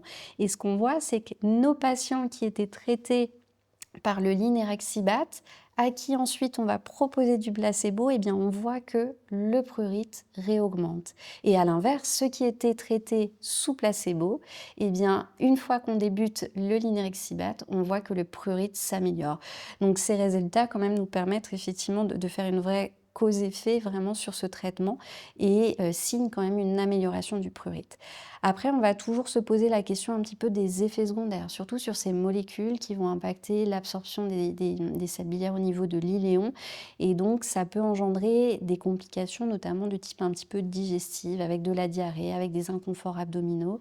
Et effectivement, on voit comme assez attendu que eh bien, vous aviez plus de diarrhée et plus de douleurs abdominales dans le groupe de patients traités par le linerixibat, mais que finalement, le taux d'effets secondaires vraiment très sérieux restait aux alentours de 12%. Donc après, encore une fois, on est dans des études un petit peu de qualité de vie, de symptômes présentés pour les malades. Donc là aussi c'est un petit peu une échelle bénéfice, entre guillemets, risque sur l'impact du prurite, mais aussi la survenue après potentiellement d'effets secondaires. Mais une nouvelle étude, une phase 3, avec un design très intéressant qui montre potentiellement une nouvelle possibilité thérapeutique pour le prurite chez ces malades, puisque ça impacte vraiment leur qualité de vie. Ensuite, une dernière étude concernant donc les maladies rares, cette fois-ci, donc on reste dans le domaine un petit peu des pathologies biliaires, mais on va évoluer vers la cholangite sclérosante primitive. Et je vais vous présenter les résultats donc, de cette étude de phase 2, l'étude Elmwood, qui a étudié l'élafibranor dans la CSP, donc une molécule qu'on connaît bien, dont on a l'habitude de manier un petit peu plus dans le contexte de la CBP, maintenant qui se discute aussi, comme on l'a discuté tout à l'heure avec François, dans tous les syndromes métaboliques. Et donc là, c'est des premières données sur la CSP. Et donc le but de cette étude, on est vraiment dans une étude de phase 2, et l'objectif principal était vraiment une étude de la tolérance de cette molécule, avec aussi bien évidemment des données d'efficacité. Et donc ce qui a été fait, c'est l'inclusion donc de 68 patients qui avaient une CSP avec des phosphatases alcalines qui étaient augmentées à l'inclusion, randomisées en 3 groupes. On est sur une phase 2, on a des petits effectifs. 23 patients qui ont reçu un placebo, 22 patients qui ont reçu donc l'élafibranor à la dose de 80% et 23% qui ont une dose plus forte d'élafibranor à 120 mg. Une étude où il y avait une stratification sur la prise d'AUDC et une évaluation de cette efficacité après 12 semaines de traitement. Et si les patients le souhaitaient, ils pouvaient être ensuite suivis et poursuivre le traitement jusqu'à la semaine 96. Donc en termes de critères de jugement, je vous l'ai dit tout à l'heure, on était vraiment sur de la tolérance, et donc c'était l'étude des effets secondaires à 12 semaines du début du traitement. Pour nos différents patients. Et après, vous aviez aussi d'autres analyses complémentaires sur les variations biologiques. Et aussi, encore une fois, on retrouve cette notion de prurite, qui est aussi un symptôme présenté par nos patients atteints de CSP, et des données plus, on va dire, sur la fibrose, avec l'évaluation des variations de l'ELF, de l'élasticité, et aussi du trop de collagène au cours du suivi. Et donc là, je vous ai remis donc déjà quelques données un petit peu sur les caractéristiques des malades qui ont été inclus dans cette étude. Donc on avait 54% de patients qui étaient des hommes, un âge moyen de 46 ans. 56% d'entre eux avaient aussi une maladie chronique inflammatoire intestinale associée, et on va dire qu'environ 49% d'entre eux avaient un ELF score supérieur à 9,8. Si on s'intéresse au critère de jugement principal, qui était la survenue d'effets secondaires à la semaine 12, vous pouvez voir lorsqu'on compare nos 3 groupes que finalement les effets secondaires étaient relativement similaires, notamment si on regarde un petit peu plus en détail eh bien, les effets secondaires dits sévères et ceux qui avaient conduit à un arrêt de traitement. Finalement, par exemple, on avait 9% dans le groupe placebo versus 4% dans le groupe élafibranor, 80 et 120. Donc le message est quand même de dire que cette tolérance, elle est bonne pour ce nouveau médicament. Et après, si on regarde un petit peu plus en détail donc les autres analyses qui ont pu être réalisées, notamment si on s'intéresse aux phosphatase alkanis à la semaine S12, eh bien, vous pouvez voir que la médiane de variation du taux de phosphatase alcanine en baseline à 12 semaines de traitement était d'environ 44% pour le groupe de patients qui étaient traités par élafibranor 120 mg. Et aussi, on voyait que dans ce groupe-là, plus de 66% des cas avaient une réduction d'au moins 40% des phosphatases alcalines par rapport au baseline. Environ 60% d'entre eux voyaient une amélioration de leur taux de phosphatase alcaline qui devenait inférieur à 1,1 fois la normale, et 17% d'entre eux avaient même une normalisation des phosphatases alcalines.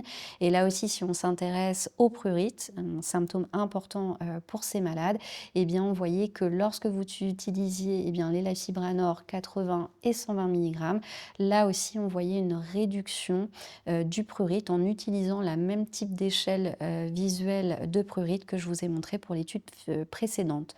Donc, une phase 2 qui donne des données intéressantes, qui nous ouvre potentiellement vers la prescription d'élafibranor pour ces malades avec une CSP, une tolérance qui est bonne avec ces traitements, qui permettent aussi une amélioration biologique et une amélioration du symptôme qui est le prurite, donc des données qui sont plutôt encourageantes à partir de cette phase 2. Donc passons maintenant au carcinome hépatocellulaire, et pour commencer, je vais vous présenter donc cette étude PET-HCC, qui est une étude académique multicentrique française auquel un certain nombre d'entre vous ont probablement participé, qui a été publiée cette année dans le Lancet Gastroentérologie également. une étude assez intéressante qui s'est un petit peu posé la question de l'apport de ces fameux PET scans qu'on a l'habitude de faire dans d'autres types de cancers. Est-ce qu'effectivement, il y a un intérêt de le faire aussi dans le staging de nos patients atteints de CHC? Et donc, dans le cadre du CHC, on a la possibilité d'utiliser 2 types de PET scanners. On peut utiliser le FDG comme on a l'habitude de le faire pour les autres types de cancers, donc qui est plutôt un marqueur de la glycolyse intracellulaire et qui va mettre en évidence donc ces processus prolifératifs. Et on sait que dans le cadre du CHC, ce sont surtout les CHC qui sont peu différenciés qui vont marquer au PET-FDG. On peut aussi utiliser un autre PET qu'on connaît peut-être un petit peu plus pour la prostate, qui est le PET à la choline, et là qui va lui plutôt marquer la synthèse des phospholipides et qui va plutôt être positif lorsqu'on a des CHC qui sont bien différenciés et aussi des CHC qui présentent une activation de la bêta-caténine. Donc finalement, 2 examens complémentaires, et des fois vous pouvez avoir un CHC finalement bien différencié qui va être positif à la choline mais qui va être négatif par exemple au FDG. Donc c'est pour ça que dans cette étude, ils sont intéressés à ces 2 types de PET scanners. Et cette étude, en fait, elle a vu le jour dans les suites d'une étude préliminaire où, en fait, on avait des données qui suggéraient que utiliser ces 2 types de PET permettait bien, de détecter des nouvelles lésions et de modifier chez environ 8 à 14% des malades la stratégie thérapeutique initiale. On pense notamment, par exemple, à la détection de métastases qui va nous faire changer totalement le projet. Mais dans ces études aussi, ce qui était important de noter, c'est que finalement, quand vous preniez vraiment des CHC précoces, très précoces, donc une lésion par exemple inférieure à 2 cm, finalement, il n'y avait pas vraiment d'apport de ces 2 PET scanners, parce qu'on était vraiment sur une maladie précoce. Mais ça, c'était un petit peu le rationnel de cette étude. Et donc, en fait, comment elle a été menée? L'idée, c'était de déterminer si effectivement l'utilisation de ces 2 PET, donc le choline et le FDG, au moment où vous diagnostiquez votre CHC, va permettre potentiellement la détection de nouvelles lésions et impacter votre stratégie thérapeutique. Et pour être positive, en fait, on attendait une modification de stratégie de plus de 10% pour qu'on considère cette étude positive et que ces doubles PET aient vraiment un impact de notre prise en charge. Et le design de cette étude était assez intéressant, parce que l'idée, c'était vous poser un diagnostic de CHC, vous réalisez ces 2 PET scanners, mais les praticiens qui prennent en charge le malade habituellement en RCP n'étaient pas au courant des résultats de ces 2 PET scanners. Et donc, ce qui se passait en pratique, c'est qu'on discutait du malade une première fois en RCP avec nos données habituelles de biologie, de scanner, d'IRM. On prenait une décision et dans un deuxième temps, en fait, on nous dévoilait les résultats du PET scanner et on devait analyser si ça modifiait le staging et si on changeait notre choix thérapeutique.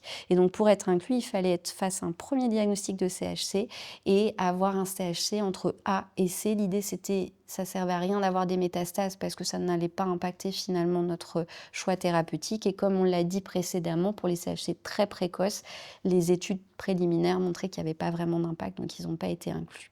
Et donc, lorsqu'on regarde les résultats, donc finalement, ces doubles PET ont permis, lorsqu'on regarde les nouvelles lésions identifiées, donc c'est-à-dire une nouvelle lésion telle qu'elle soit, par exemple, le PET FDG a permis d'identifier 5 nouvelles lésions, donc qui étaient que présentes sur le FDG et pas sur le choline. Pour 8 lésions, on voyait qu'elles étaient à la fois sur le choline et sur le FDG, et pour 6 lésions, elles n'étaient présentes que dans le choline.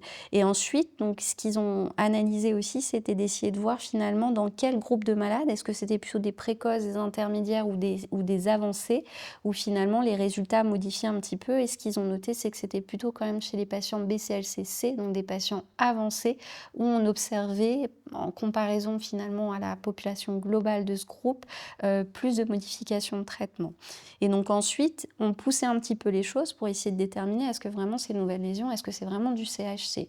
Et là, on voit que une fois qu'on avait bien analysé la nature de ces nouvelles lésions, finalement seulement une nouvelle lésion deux CHC avaient été identifiés via le FDG, 3 en utilisant les 2 PET scanners et 2 par la choline. Et ensuite, l'objectif principal était d'essayer de voir s'il y avait une modification du staging, donc de la classification BCLC. Et donc, ce qu'on pouvait voir, c'est que 3 d'entre eux avaient été modifiés par le FDG, 4 par les 2 et 3 juste par la colline. Et si vous regardez le petit schéma à la partie inférieure droite de l'écran, ce qui est assez intéressant, c'est que finalement, eh bien, ces PET scanners nous permettaient surtout d'identifier notamment des métastases. Et donc, par exemple, on avait un certain nombre de nos patients qu'on avait classés plutôt initialement intermédiaires, qui se retrouvaient finalement stade C parce qu'on avait découvert des métastases, et aussi des stades C auxquels on n'avait pas forcément visualisé ces métastases sur le bilan initial. Et donc si ensuite on regarde un petit peu plus en détail, et notamment si on s'intéresse à des chiffres, finalement on n'avait que seulement 2% pour lesquels on avait modifié notre stratégie de traitement initiale. Et donc finalement, vous vous souvenez qu'au début, le critère de jugement, c'était 10%. Et donc finalement, cette étude, elle est revenue négative. Oui, ça nous permet d'identifier potentiellement des nouvelles lésions, mais ça reste un taux vraiment relativement faible qui ne répondait pas aux critères de jugement initial de l'étude. Donc on peut conclure que cette étude est négative. Et cette étude, elle a aussi été intégrée dans les recommandations de l'AFEF qui ont été publiées cette année, et avec notamment cette idée de staging, comment est-ce qu'on doit bien évaluer notre patient avant de le présenter en RCP. Donc on retombe sur les critères un petit peu habituels que vous connaissez, avec l'état général de notre malade bien évidemment, la fonction hépatique avec les différents scores, Child-Pugh, MELD et ALBI aussi, dont on parle de plus en plus, l'endoscopie aussi maintenant qu'on positionne comme un examen indispensable pour tout patient qui présente un CHC, puisque les critères de Baveno ne semblent pas applicables. Et en ce qui concerne plus notre staging tumoral dont on parlait jusqu'à maintenant, donc on recommande de réaliser une biopsie, ça c'est aussi assez nouveau et assez précurseur de la part de l'AFEF.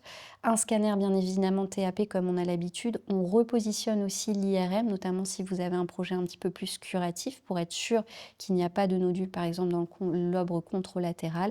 Et vous voyez que les doubles PET n'apparaissent pas dans le bilan nécessaire avant de présenter le malade en RCP, parce que des fois, c'était des examens qui étaient demandés par certains collègues et malheureusement qui nous faisaient perdre un petit peu de délai pour le patient. Donc l'idée, c'est que ce n'est pas indispensable quand on veut discuter le patient, et que tous ces examens doivent être faits vraiment dans un délai très rapide, et donc de rediscuter le dossier de notre patient en RCP bien sûr.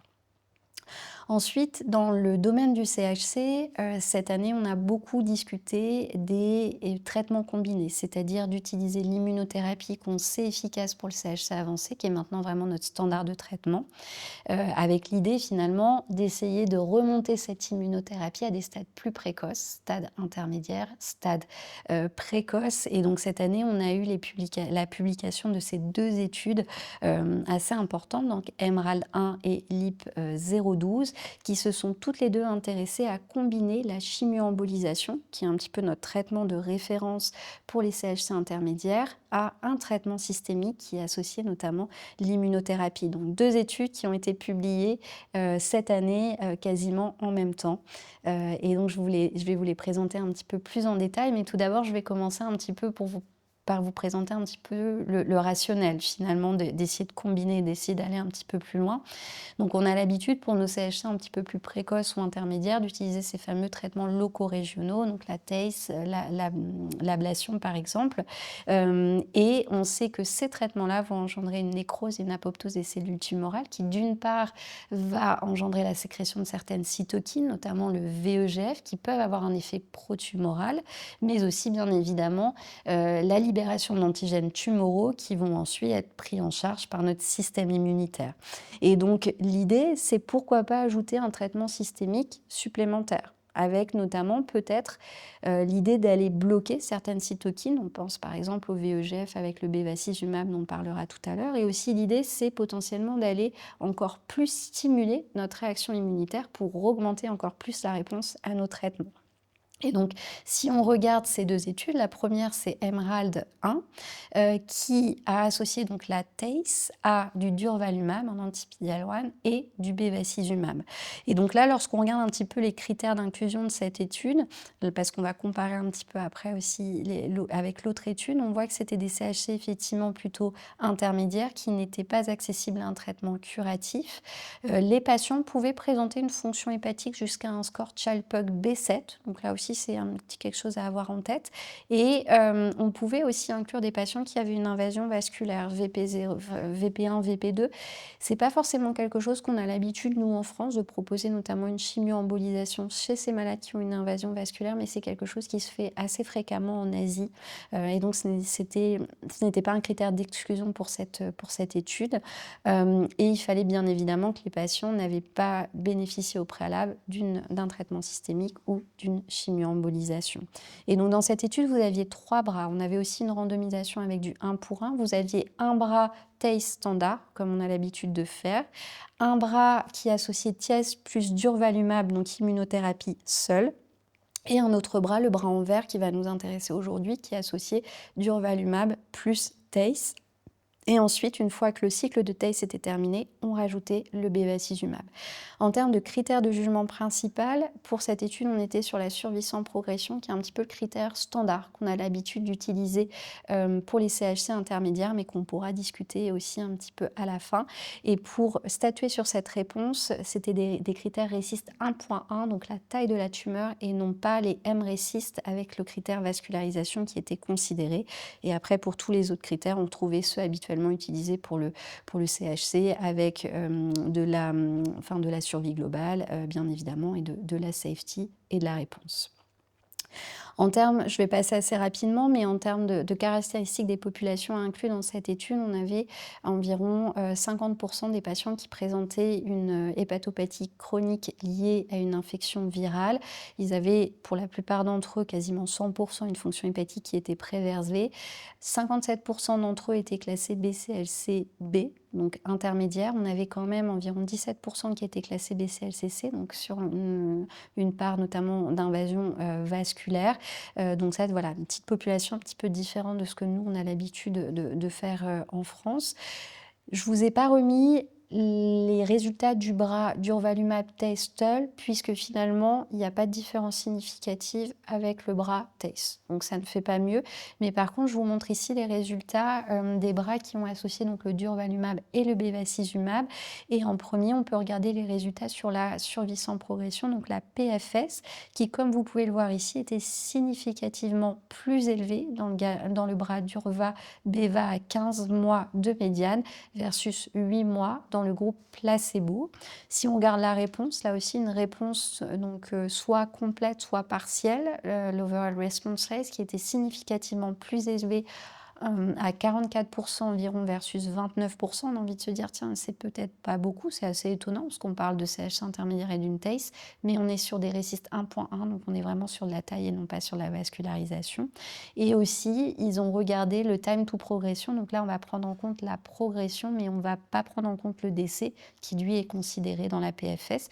Et là aussi vous pouvez voir que le time to progression était significativement plus élevé dans le bras durva plus beva et TACE versus placebo. Donc finalement, cette étude, les deux données aussi qui étaient importantes, c'était des données de toxicité, parce que ça aussi c'est quelque chose qu'on se pose beaucoup. On combine de la TACE, en plus on rajoute de l'immunothérapie, plus du bevacizumab, et là on avait quand même des taux d'effets secondaires de grade 3-4 qui étaient quand même assez élevés. On était à 45% pour le groupe TACE immunothérapie versus placebo, et aussi on avait quand même 10% de décès dans le groupe combiné, traitement combiné, leucorégional plus beva et durva. Donc cette étude elle a été conclue positive parce qu'effectivement le critère de jugement principal se basait sur la PFS et on a un hazard ratio qui est à 0,77, donc elle remplit les critères.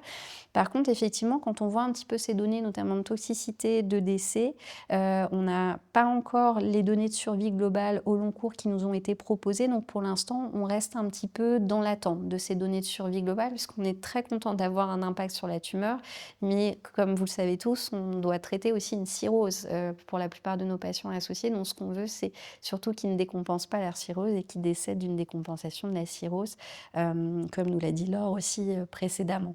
Donc ça, c'était la première étude. Ensuite, on a la deuxième étude, LEAP-012. Donc là, on est encore sur du CHC intermédiaire. On a la chimio-embolisation. Et donc là, cette fois-ci, ils ont utilisé le lenvatinib, donc un TKI qu'on avait l'habitude avant de donner en traitement de première ligne du CHC, qu'ils ont combiné à du pembrolizumab. En termes de critères d'inclusion de cette étude, je sais petite différence avec l'étude précédente, c'est que là, il fallait que nos patients soient Child Pug A et aussi, il ne fallait pas qu'ils présentent d'invasion vasculaire. Donc ça, c'est un petit peu les différences par rapport à l'étude précédente. On retrouvait une évaluation avec du RECIST 1.1 là également. Et en critère de jugement principal, donc là, on avait de la PFS, on avait aussi de l'OS qui était considéré. Donc en critères, en caractéristiques de la population, là dans cette étude, on voit qu'il y a un petit peu plus d'hépatopathie chronique liée à une infection virale. On est quand même pas loin des 80% des malades, donc ça c'est quand même assez important. 57% qui avaient un CHC BCLCB, donc intermédiaire, on est un petit peu près similaire à l'étude précédente. Lorsqu'on regarde donc les résultats de la survie sans progression, donc vous pouvez voir que là aussi on se retrouve sur une étude positive avec une survie sans progression qui était significativement plus élevée dans le groupe Lenva-Pabro plus TACE à 14,16 mois de médiane de survie versus 10 mois. Et on retrouvait aussi des courbes en faveur d'une meilleure réponse. Donc là aussi, si on regarde le time to progression, donc sans considérer les décès, qui était significativement plus élevé.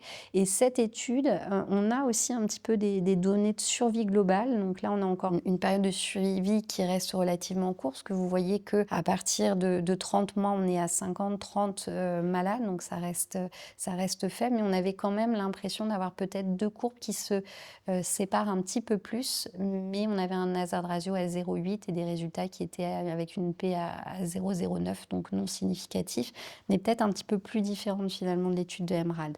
Là, par contre, lorsqu'on regarde la toxicité, on est à 72% de toxicité de grade 3-4. Dans le groupe combinaison. Donc ça, c'est vraiment plus élevé.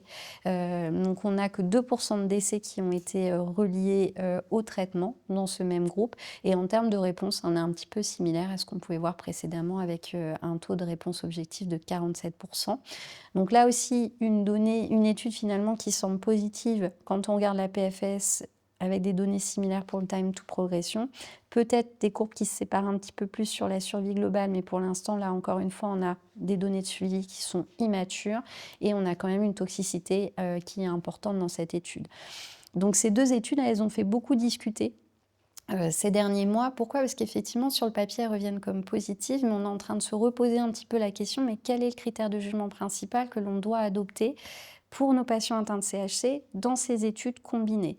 Donc effectivement, on est sur du CHC intermédiaire. Avant, jusqu'à maintenant, on avait l'habitude d'utiliser la PFS. Ça nous permet vraiment de voir l'efficacité de notre traitement à proprement dit. On avait un seul traitement, on connaissait bien un petit peu les effets secondaires potentiels, mais il nous manque peut-être un petit peu des données en termes stratégiques. Donc là, ce qu'on voit de plus en plus maintenant, c'est le temps jusqu'à échec de la stratégie. C'est-à-dire que là, effectivement, on peut traiter nos patients avec une TACE, on peut mettre de l'immunothérapie. Finalement, il y a une nouvelle lésion qui arrive. Pourquoi pas la retraiter avec une TACE et continuer un petit peu notre projet. Donc là, on est en train de se dire, finalement, est-ce que le critère de jugement ne pourrait pas continuer jusqu'au moment où on se retrouve en difficulté et on ne peut plus proposer le traitement initialement proposé. Donc ça, c'est notamment des designs qui sont de plus en plus discutés et c'est un des designs qui a été adopté notamment dans l'étude ABC-HCC qui a comparé la TACE et le traitement systémique pour ces CHC intermédiaires avec là aussi des données assez intéressantes présentées récemment. Mais voilà, juste pour vous dire qu'on bouge un petit peu plus dans nos critères de jugement principal, mais on reste quand même sur la notion de décès, de survie globale qui semble vraiment importante d'obtenir à chaque fois avant de poser nos recommandations et nos indications parce qu'encore une fois, on est face à une cirrhose et ce qu'on ne veut pas, c'est qu'on ait des effets secondaires qui soient notamment trop importants, une décompensation hépatique qui conduise au décès de notre malade ou qu'on ne soit plus en mesure de lui proposer d'autres traitements après parce qu'il présente par exemple de l'acide ou une insuffisance hépatocellulaire alors qu'on peut leur proposer d'autres traitements par la suite. Donc finalement, si on conclut un petit peu sur ces 2 études, sur le papier, elles sont positives, mais on manque quand même de données sur la survie globale. On pense qu'elles sont quand même assez immatures et qu'on a besoin d'avoir ces données pour vraiment se positionner. Ce qui nous pose aussi beaucoup de questions, finalement, c'est de proposer de l'immunothérapie assez rapidement chez nos malades, parce que qu'est-ce qui va se passer le jour où ils vont présenter une récidive? Est-ce qu'on va pouvoir rechallenger, par exemple, avec le même type de molécules avec lesquelles on les a traités précédemment? Est-ce qu'on va changer? Qu'est-ce qui s'est passé? Et ça, c'est aussi un petit peu des données qui nous manquent dans ces études et dont on a besoin d'obtenir pour un petit peu prendre nos décisions.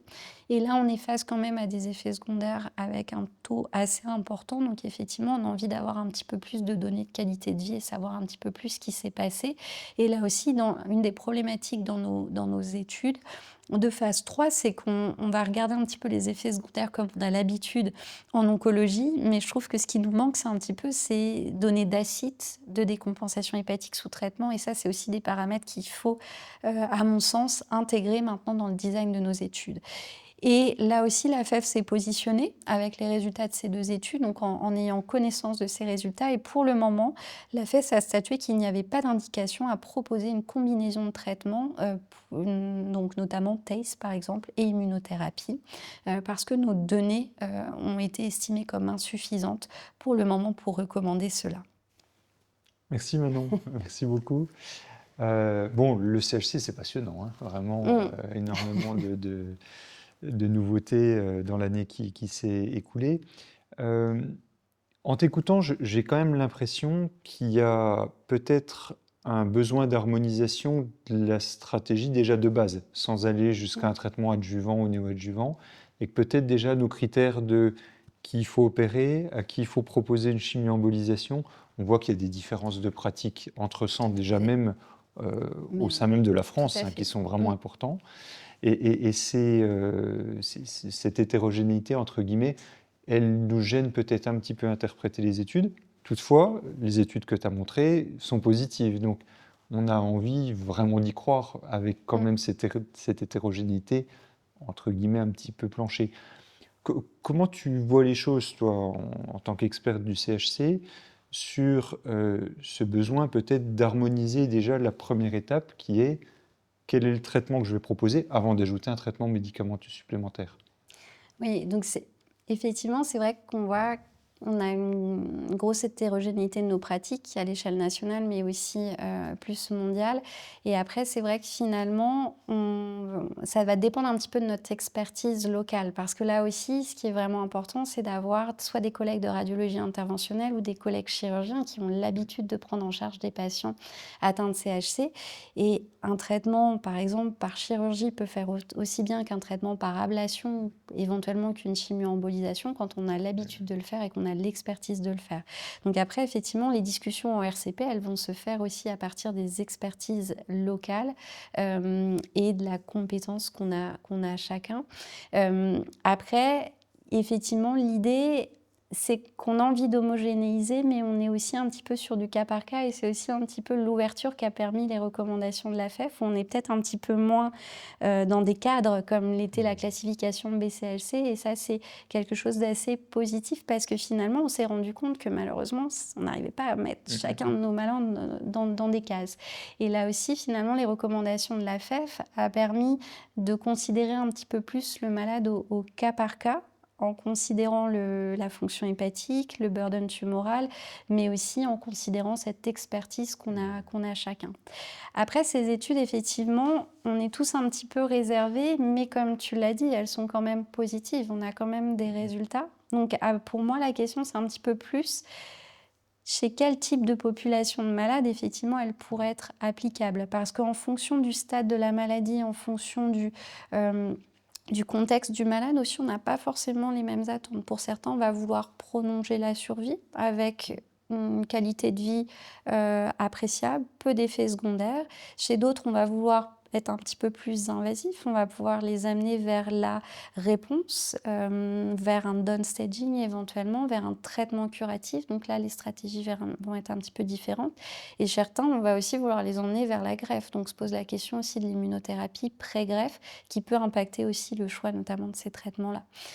Je pense qu'il y a quand même des résultats assez intéressants en termes de réponse. On voit que la PFS est positive et que je ne mettrai pas forcément ces études de côté, mais je pense qu'il faut qu'on aille un petit peu plus loin et qu'on essaie de déterminer chez quel type de patients elles peuvent être bénéfiques, tout en pensant effectivement au downstaging, tout en passant à l'après aussi, parce que si on utilise ces molécules un petit peu de façon plus précoce, on peut se retrouver un petit peu bloqué plus tard s'il présente une récidive. Donc on a encore beaucoup de questions effectivement à répondre à l'heure actuelle. L'autre leçon aussi, en t'écoutant, c'est que l'immunothérapie, visiblement, apporte un bénéfice. ce bevacizumab, il marche quand même vraiment bien, quoi, hein. C'est-à-dire la combinaison Durva-Beva que tu as évoquée, elle semble marcher quand même beaucoup grâce au bevacizumab. Et ces combinaisons de stratégies moléculaires sont vraiment assez passionnantes. On a peut-être un niveau de preuve un petit peu moins fort pour l'instant sur la stratégie inhibiteur de tyrosine kinase plus immunothérapie, hein. Alors, Oui, tu tout as à fait. évoqué l'association lenvatinib-pembro qui est une association intéressante, mais on a le sentiment quand même d'une taille d'effet qui est peut-être moins importante que l'apport du BEVA par rapport à l'immunothérapie, quoi. Qu'est-ce que tu en penses? Alors, ouais, je pense aussi qu'il y a une tolérance qui est un petit peu différente parce que c'est vrai que les TKI, je pense qu'on en a tous utilisé et on connaît un petit peu la toxicité et la difficulté aussi de manager. Donc, c'est vrai que TKI plus TACE plus immunothérapie, ça peut faire beaucoup un petit peu, déjà en termes de tolérance pour certains malades. Et effectivement, quand on regarde la différence en termes de réponse dans l'étude Emerald, où on voit effectivement que dans le groupe Durva, finalement, il n'y a pas de réponse TACE plus Durva versus placebo, et c'est quand on rajoute le bevacizumab où là, on arrive à avoir des courbes qui se séparent. Donc là aussi, encore une fois, comme tu le dis, c'est toute une question un petit peu de moléculaire et on a vraiment besoin de connaître un petit peu mieux nos tumeurs. Manon, merci beaucoup, hein. Je vais remercier à nouveau Laure et François pour la qualité de vos topos, hein. J'espère que vous avez pris plaisir à suivre cette webconférence 2026. Je vais vous rappeler 2 événements importants pour l'AFEF cette année. Donc, le premier événement aura lieu donc, le 4 et le 5 février. On en a parlé un petit peu avec François.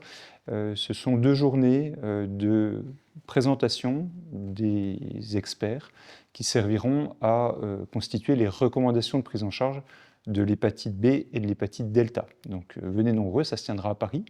Et puis bien entendu, le congrès de la FEF, hein, qui aura lieu donc, cette année du 7 au 9 octobre à Strasbourg. Donc venez nombreux aussi, avec un programme qui, j'espère, vous stimulera, vous intéressera tous. Merci encore et à très bientôt.